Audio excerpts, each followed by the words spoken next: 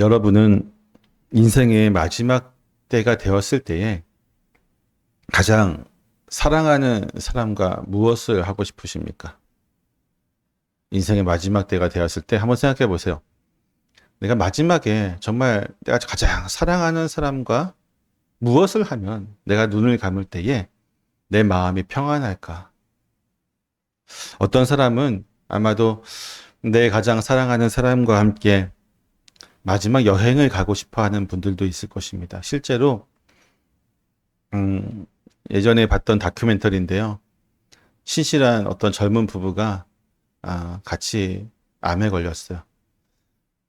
그리고 마지막을 함께 여행을 갔다 오면서 그걸 다큐멘터리 남겼는데 참 슬프면서도 아름답게 봤습니다.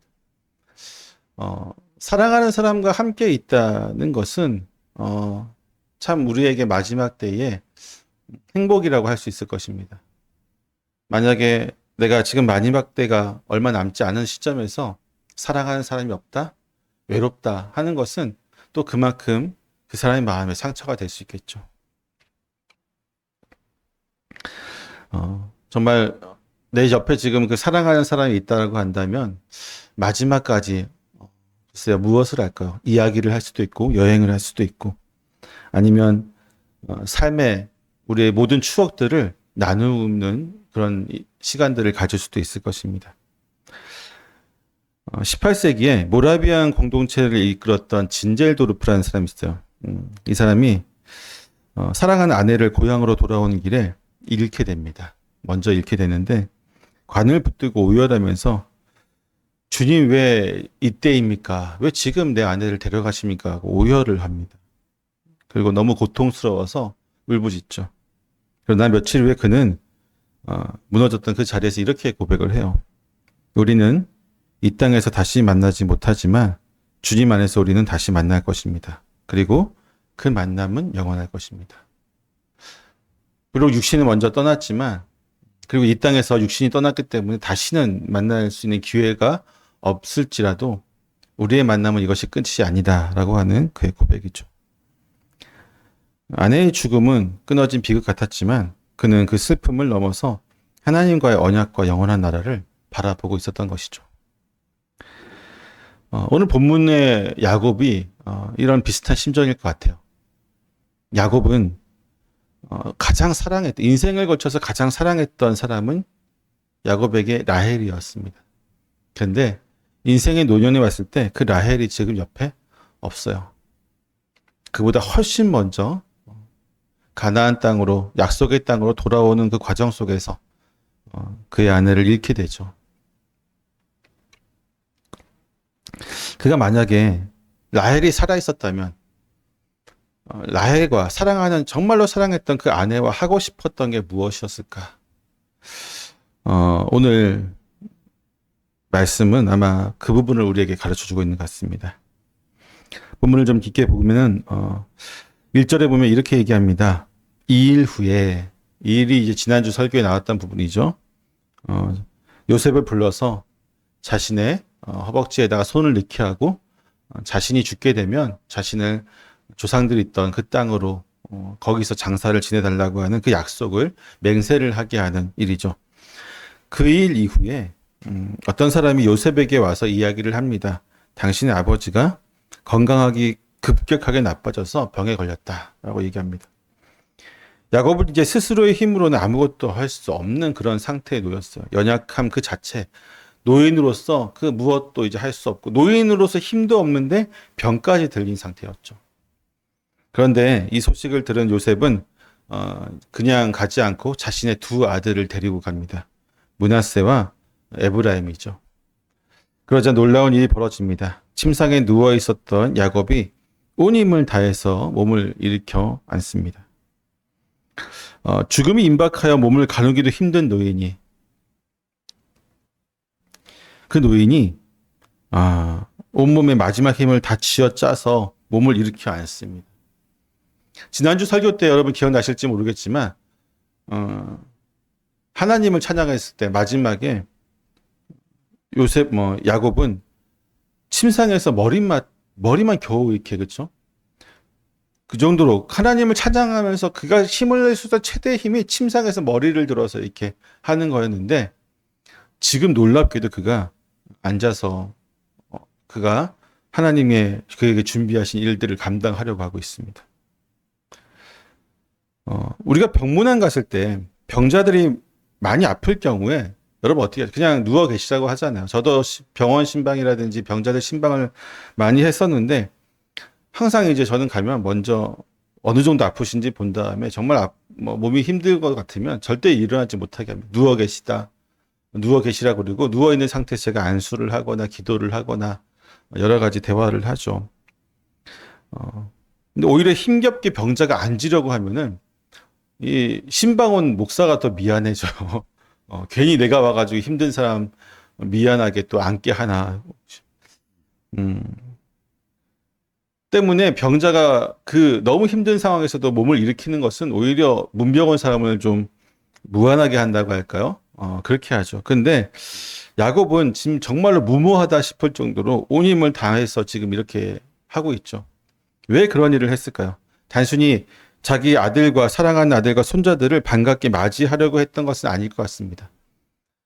우리가 아파봐서 알잖아요. 우리도 한 번씩은 다 아파봐서 알겠지만 아무리 내가 사랑하는 사람이 와도 아프면 굳이 일어나려고 하지 않죠. 때문에 관계 때문에 일어나는 것은 아닐 거예요. 침상에 일어나는 그의 몸짓은 병든 그의 몸을 정말 벗어던지고 하나님의 백성이자 언약의 계승자인 이스라엘로서의 어떤 사명을 감당하기 위해서 결단을 내리고 또 힘을 내었던 것이죠. 야곱이 우리가 이후에 보면 알겠지만 야곱이 일어났던 것은 결국 하나님께서 그에게 주신 언약에 대한 사명들을 온전히 감당하기 위해서 그가 이렇게 무리하면서까지 일어나게 된 것입니다. 하나님의 언약을 기억하며 그 언약이 다음 세대로 이어질 수 있도록 축복해야 하는 거룩한 사명이 그에게 있었기 때문에 그는 그 사명을 감당하기 위해서 정말로 초인적인 힘을 발휘한 것이죠. 힘겹게 침상에 앉은 야곱은 자신이 먼저 베델에서 만난 전능하신 그 하나님을 회상하게 됩니다. 야곱은 요셉에게 그곳에서 하나님께서 자신에게 복을 주시고 야곱이 자녀들을 많이 낳아 큰 민족을 이루게 할 것이라고 또 그 민족에게 이 땅을 영원한 소유로 주실 것이라는 약속을 요셉에게 전합니다. 그의 아버지가 그에게 했듯이 그의 할아버지가 그의 아버지에게 했듯이 하나님을 만났던 그 이야기를 다시 자신의 어떤 유업을 이어받을 자녀에게 이야기하고 있는 것이죠.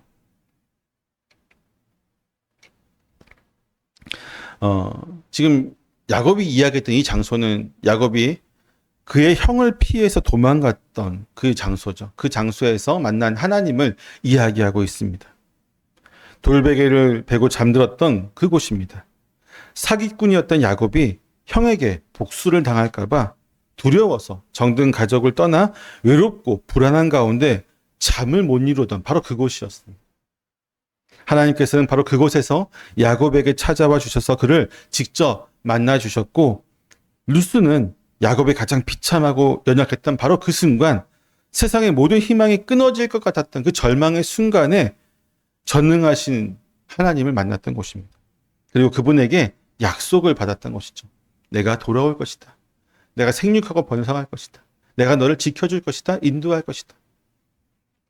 야곱은 지금 눈앞에서 이 약속이 성취되어져 가는 모습을 보고 있습니다. 야곱이 루스에서 만났던 그 하나님과 약속이 이루어졌던 그때 야곱에게는 아무것도 없었어요. 그렇죠? 도망자의 신세였습니다. 비참했어요. 사랑하는 어머니를 떠날 수밖에 없는 목숨이 위태로웠기 때문에 도망칠 수밖에 없었던 그 상황 속에서 그가 하나님과 맺은 언약이 이제 근 100여 년의 시간이 지난 후에 보니까 그 약속이 어떻게 되었어요? 상당히 이루어져 가고 있죠. 130세에 애굽에 들어갔을 때에 그의 가족이 70여 명이었습니다. 그리고 14년의 시간이 더 흘렀죠. 그 시간 동안 또 자녀들이 번성하고 생육하고 번성했다고 나오니까 번성했던 모습을 보면서 아마 이 당시는 만 100명이 넘어가지 않았을까. 그렇죠? 100여 명이 훨씬 더 됐을 것 같습니다. 여러분, 한 명이 2명 되고 2명이 3명 되는 거 어렵지만 70명이 100명, 200명 되는 거 쉽습니다. 그렇죠?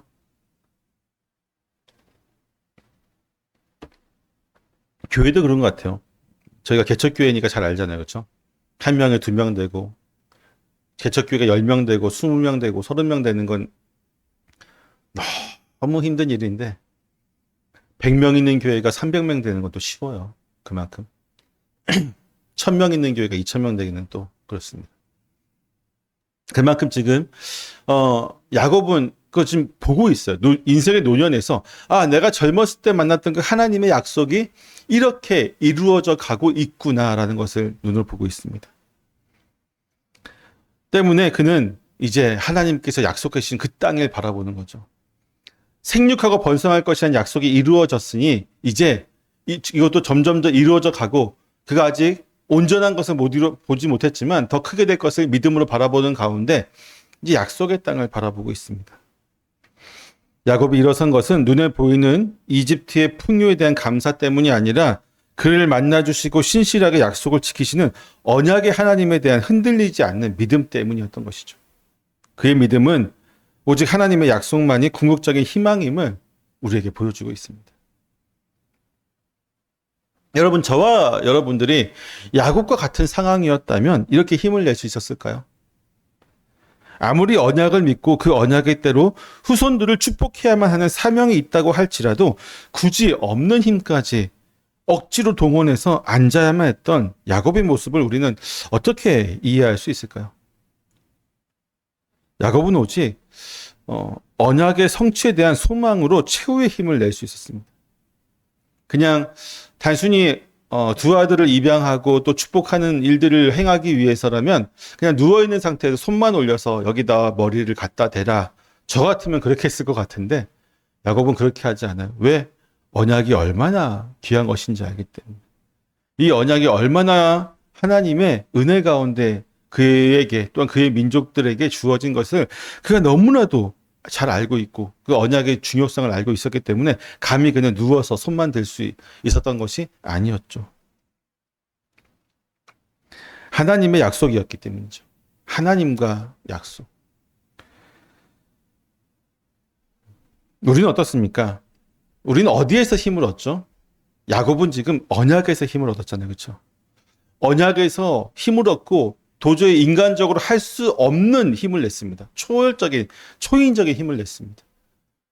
여러분, 우리는 어디에서 힘을 얻습니까? 누군가는 가족에 대한 의무감 때문에 힘을 낸다는 사람들이 많아요. 특히 한국 사회에서 많은 사람들이 당신은 왜 그렇게 열심히 일을 합니까? 당신은 왜 그렇게 몸을 혹사하면서까지 일을 하고 공부를 하고 또 성공을 향해서 달려갑니까? 하면 한국 사회는 거의 대부분 열의 9명은 사랑하는 가족을 위해서. 그 구글에서 있었던 한국 이제 직원과 아시아 계통 사람들이 왜 아시아 계통 사람들은 구글에 이렇게 많은 사람들이 일을 하고 있고 각각의 나라에서 천재들이었어요. 최고의 대학을 나오고 그 최고의 대학에서도 1, 2등을 다투던 수재들, 천재들이었는데 그런 사람들이 구글에 모였잖아요. 그러면 이 사람들이 정말 탑 리더십까지 높은 지위에 올라가야 되는데 아시아 사람들이 바라보니까 아시아 사람들은 중간까지는 올라가는데 이 탑 리더십이 아무도 안 올라가는 거죠. 그래서 그 아시아 사람들이 몇 명들이 모여서 포럼을 만들어서 연구를 했다고 해요. 연구를 했다고 하는데 첫 번째가 뭐였냐면 특히나 한국 사람들 당신은 왜 구글에 들어왔습니까? 당신은 왜 공부를 했습니까? 당신은 왜 그렇게 했습니까? 했을 때 다 대답이 똑같았어요. 다 나는 어머니를 기쁘게 하기 위해서. 나는 우리 가족이 너무 가난해서.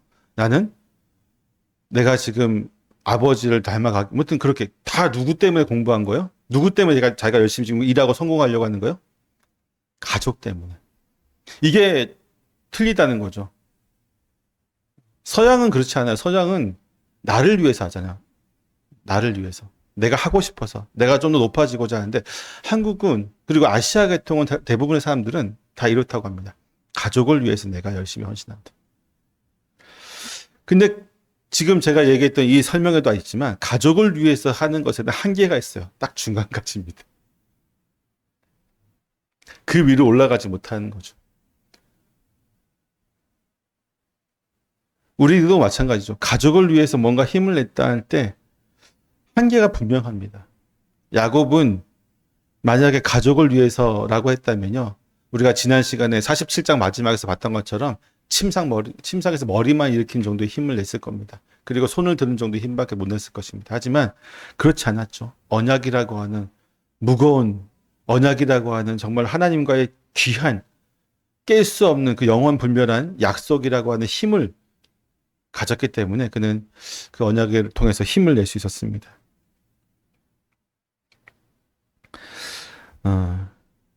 때문에 우리가 어디서 힘을 얻고 있느냐를 보면 우리의 한계도 분명히 보여요. 내가 하나님과의 이 복음이라고 하는 언약, 나를 구원해 주신 그 구원의 언약, 약속, 또 그분께서 나를 위해 2000년 전에 이 땅에 오시고 나를 위해 죽으셨던 그 복음의 놀라우신 은혜, 이것이 나를 하여금 움직이게 하고 나로 하여금 교회 안에서 또 세상 속에서 하나님의 나라를 위해 살아가게 하는 원동력이 되는 사람과, 그것은 그냥 부차적인 것이고 이 관념적인 것이고 온전히 내 것이 아니고 그냥 사람들을 위해 보이기 위해서, 나를 위해서, 가족들을 위해서 그 외에 다른 것으로 우리가 힘을 얻고 있다면 그 한계는 분명히 명확합니다. 어느 순간에 무너질 수밖에 없어요. 고난이 오거나 힘겹게 되거나 또는 우리로 하여금 감당할 수 없는 일들이 왔을 때에 결코 그것을 넘어설 수 없습니다. 우리의 믿음의 선배들은, 우리의 믿음의 모든 선진들은 그 모든 우리가 상상하기도 힘든 고난이었잖아요. 심지어는 생명을 내놓아야 되고 눈앞에 지금 굶주린 사자가 자기를 덮치고 있고 그런데도 찬양을 부를 수 있고 활활 타오르는 그 불 속에 자기의 몸을 얹으면서도 그럴 수 있었던 것, 감당할 수 없는 그것들을 가능하게 했던 그 힘은 바로 예수 그리스도 안에서 그 구원의 놀라운 은혜죠. 로마서 5장 3, 4절 말씀을 보면 이렇게 얘기하고 있습니다. 다만 이뿐 아니라 우리가 환난 중에 즐거워하나니 이는 환난은 인내를, 인내는 연단을, 연단은 소망을 이루는 줄 알미로다. 야곱의 삶은 바로 이 말씀에 살아있는 증거라고 할 수 있습니다. 그가 겪었던 환난은 그를 좌절시키지 않았고 하나님의 약속을 향한 깊은 인내를 낳았습니다. 그 인내는 그를 진정한 이스라엘로, 야곱이 아닌 이스라엘로 연단했으며 궁극적으로는 흔들리지 않는 소망을 완성할 수 있었던 것이죠. 바로 이 소망이야말로 오늘 우리가 마주한 삶의 모든 고난과 역경 속에서 우리를 다시 일으켜 세울 수 있는 유일한 힘이 될 것입니다. 하나님의 언약적 소망을 붙드는 인생이야말로 마지막까지 힘을 잃지 않는 그러한 인생이 되겠죠. 결국 노년의 때에 우리가 어떤 모습이냐, 우리가 무엇을 붙들었냐는 분명하게 열매로 드러나게 될 것입니다. 그렇게 힘겹게 침상에서 몸을 일으킨 야곱은 이제 그의 침상에서 하나님의 약속이 어떻게 이루어지는지를 보여주는 중요한 선포를 합니다. 그는 과거의 언약적인 기억을 되살린 이후에 이제 미래로 시선을 돌리는 것이죠. 요셉의 두 아들인 에브라임과 므낫세를 자신의 아들로 입양하겠다, 삼겠다고 선포를 합니다. 야곱은 요셉에게 애굽에서 나온 두 아들 에브라임과 므낫세는 아직 이제부터는 자신의 아들이라고 선언하면서 그들이 자신의 아들 르우벤과 시므온과 동등한 상속권을 가질 것임을 천명하고 있습니다. 사실 그가 이렇게까지 한 것은 요셉에 대한 특별한 마음도 있겠지만 지금 그렇잖아요. 요셉의 두 자녀를 르우벤과 시몬이라고 하는 자신의 두 아들과 똑같이 주겠다고 하는 것은 요셉에게 너의 형제들보다 내가 2배를 주겠다고 하는 것과 똑같은 거거든요. 요셉의 형제들에게 주었던 것보다 요셉에겐 2배를 주겠다. 군동 지역의 어떤 고대 사회에선 장자에게 2배의 유산을 주는 게 되어 있습니다. 이는 장자가 가문의 제사장적 왕적인 권위를 계승하는 것이기 때문에 그에게 모든 다른 형제들보다 2배의 재산을 주게 되었습니다. 역대기 기자는 이 사건을 통해서 요셉이 장자권을 얻게 되었다라고 이야기합니다. 야곱은 장자 르우벤이 장자 역할을 못하게 되었잖아요. 아버지의 침상을 더럽혔잖아요. 그리고 시므온과 레위가 무자비한 폭력을 행했던 과거를 잊지 않고 있었던 것입니다. 결국 르우벤이 잘못하면 그 밑에 있는 시므온이 했어야 되는데 그 시므온도 아버지의 눈밖에 나고, 그러면서 결국 그 장자권은 막내의 바로 위에 있는 요셉이 가지게 된 것입니다. 혈통적인 순서라면 그들의 장자권을 계승해야 됐지만 야곱은 그들의 행위로 인해서 그 장자권을 박탈하고 있습니다. 하나님이 정하신 약속은요, 인간적인 혈통에 얽매이지 않습니다. 가장 합당한 자, 즉 믿음 안에서 주를 온전히 높이고 그 영광을 위해 살아가는 자, 하나님의 축복 안에 있는 자, 그들이 바로 하나님의 언약 백성이 될 수 있는 것이죠. 에브라임과 므낫세가 야곱의 손자로 남는 것이 아니라 야곱의 아들들의 반열에 서게 되면서 이스라엘의 12지파를 구성하게 됩니다.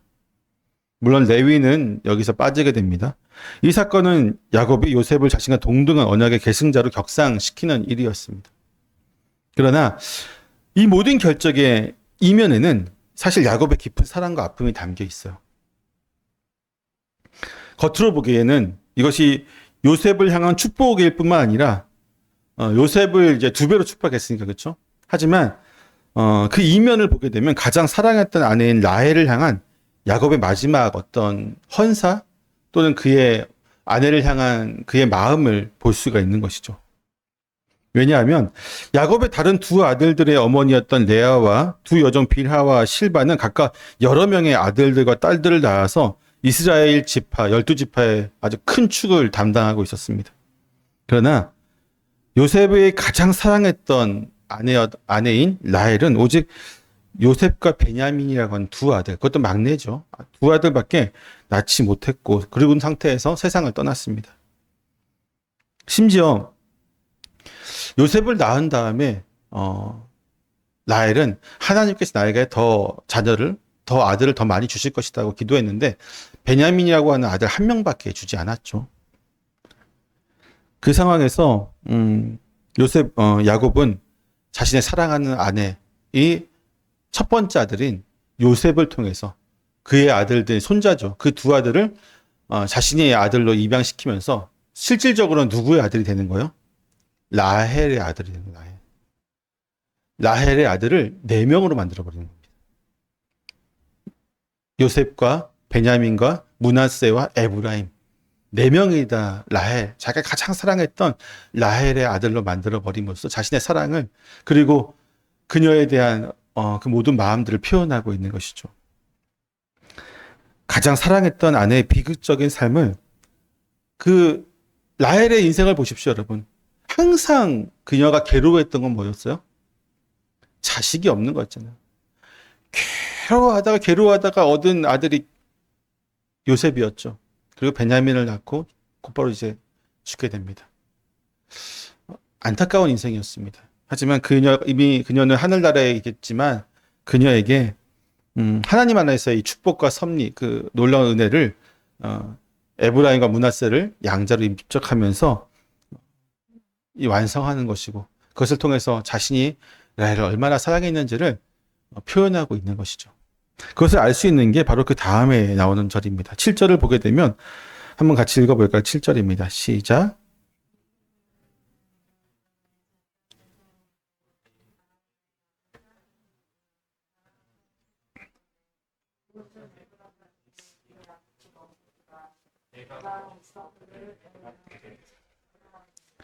에브라스는 곧 베들레헴이라. 아멘. 사랑하는 요셉의 2 아들을 자신의 아들로 입양하는 감격스러운 그 순간에 야곱의 마음은 지금 뭘로 차 있는 거예요? 사랑하는 아내, 먼저 보냈던 아내 라헬로 지금 차 있는 거죠. 그러니까 1차적으로는 맞아요. 요셉이 정말 야곱의 후손들을 위해서 큰 일을 했잖아요. 그렇죠? 애굽에 팔려가고 그 모든 고난을 다 겪어서 재상이 되어서 지금도 가족 모두를 돌보는 역할들을 하고 있으니까 그에게 2배의 축복을 주는 게 맞죠.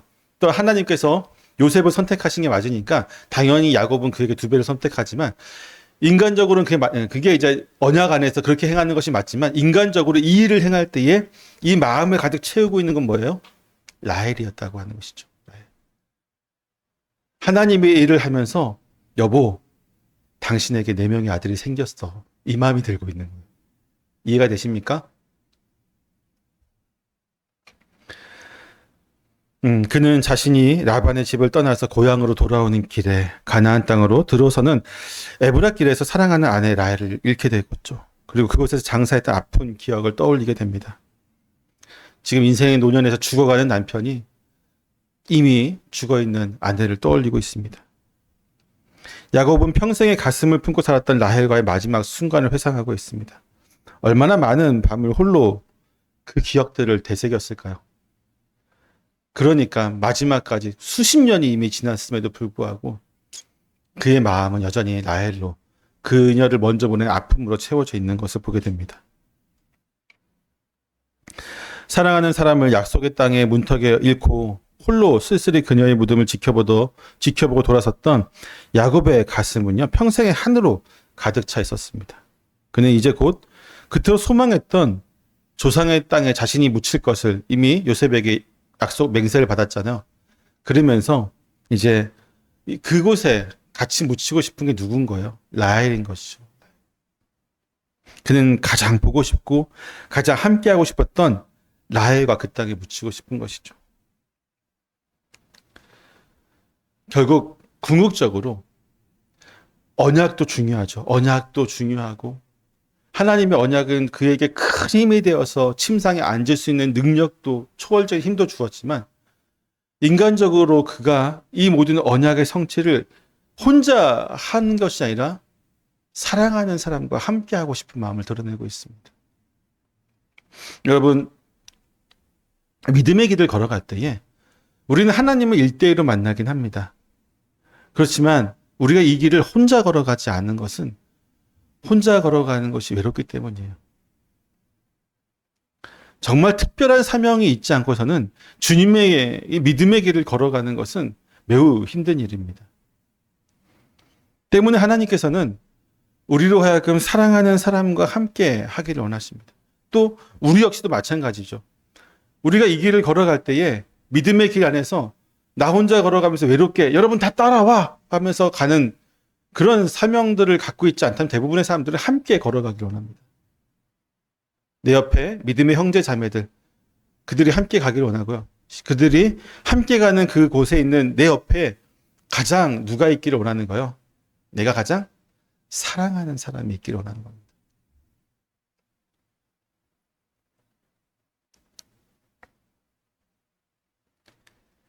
야곱의 마지막 소망은 이 땅에 그냥 묻히는 게 아니었어요. 그에게 진정한 본향은 가장 사랑하는 사람과 함께하는 그곳에 있었습니다.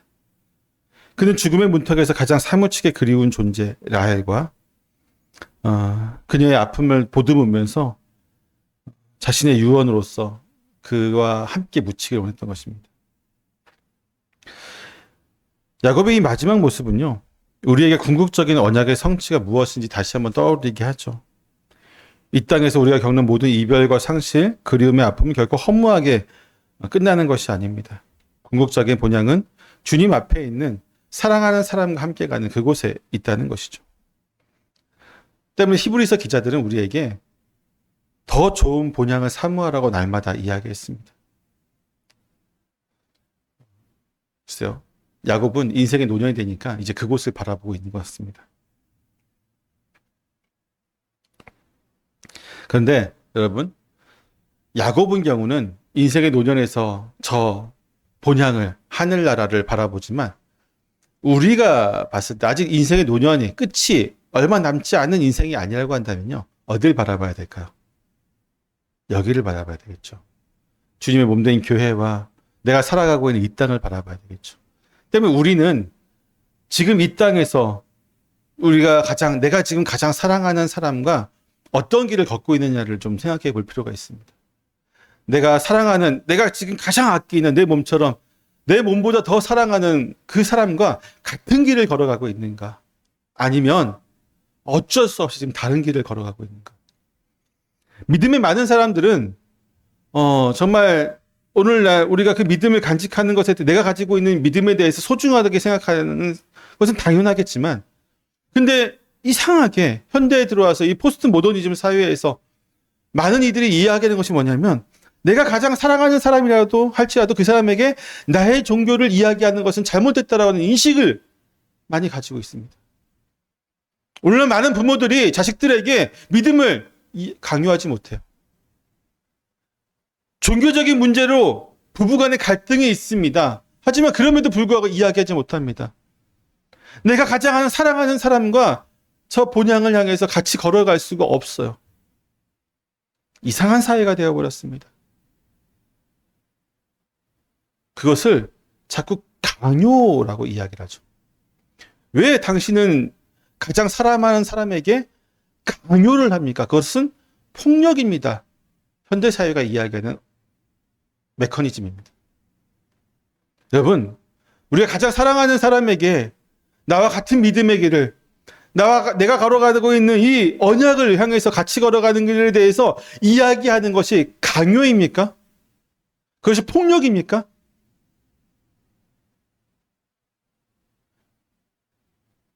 그렇지 않죠. 그것을 이야기하는 것은 폭력이고 강요가 아니에요. 그것은 사랑입니다. 내가 너무나도 사랑하기 때문에 그 사람과 함께 가고 싶은 거잖아요. 제가 좋아하는 우리 강원도의 어떤 목사님은요, 저랑 같이 어디 갈 때마다, 그리고 맛있는 거 먹을 때마다 항상 얘기해요. 우리 집사람 갖다 줘야 되겠다. 이거 우리 집사람 같이 와야 되겠다. 항상 그 얘기를 해요. 우리 그렇잖아요. 내가 먹고 있는데 너무 맛있어요. 그럼 제일 먼저 누굴 떠올려? 내가 사랑하는 사람 같이 먹어야지. 내가 어디 가서 너무 아름다워요. 제일 먼저 누굴 떠올려요? 내가 가장 사랑하는 사람, 그 사람과 같이 여기 또 한번 와야지. 이게 우리 마음에 가득 차게 되는 것이 당연한 이치입니다.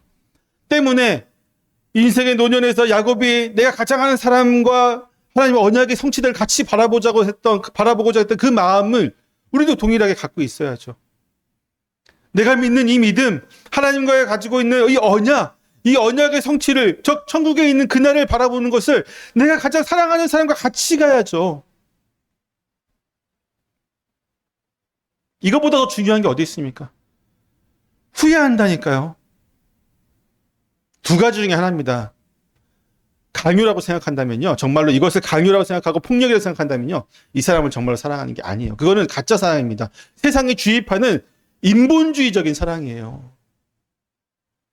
진정한 사랑은 함께 가는 겁니다.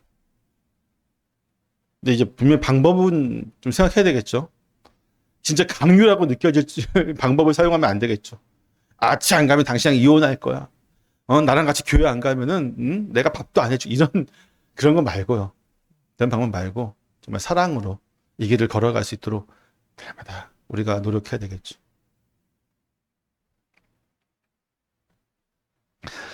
사랑하는 성도 여러분, 우리의 궁극적인 소망은 분명히 영원한 천국에 있습니다. 그러나 그 소망은 결코 오늘을 소홀히 하라는 의미가 아니에요. 천국에 있으니까 죽을 때까지, 죽은 이후에 우리의 참된 삶이 있으니까 죽는 날까지 우리의 인생을 그냥 먼지와 같은 거니까, 성경에도 이렇게 나오니까 그냥 잠깐 사는 거니까 막 살아야 된다? 소홀히 여겨도 된다? 중요성이 좀 떨어진다? 그것이 아니죠. 우리가 서로 사랑하며 이웃의 아픔에 공감하고 진정한 위로를 전할 때에 우리는 이미 이 땅에서 천국을 살아가는 존재가 될 것입니다. 야곱이 믿음으로 침상에서 몸을 일으킨 것처럼 우리 역시 믿음으로 부활하신 예수 그리스도를 바라보면서 영원한 본향을 향해서 나아가되 동시에 이 땅에서 서로 사랑하며 하나님의 나라를 확장하는 믿음의 삶을 살아갈 수 있기를 주님의 이름으로 축원합니다. 그리고 정말로 이 언약, 하나님 주신 귀한 믿음의 소망, 이것을 나의 사랑하는 사람과 온전히 함께 걸어가는 기쁨을, 그 행복을 누리시는 저와 여러분 되시기를 축원합니다. 기도하겠습니다. 하나님,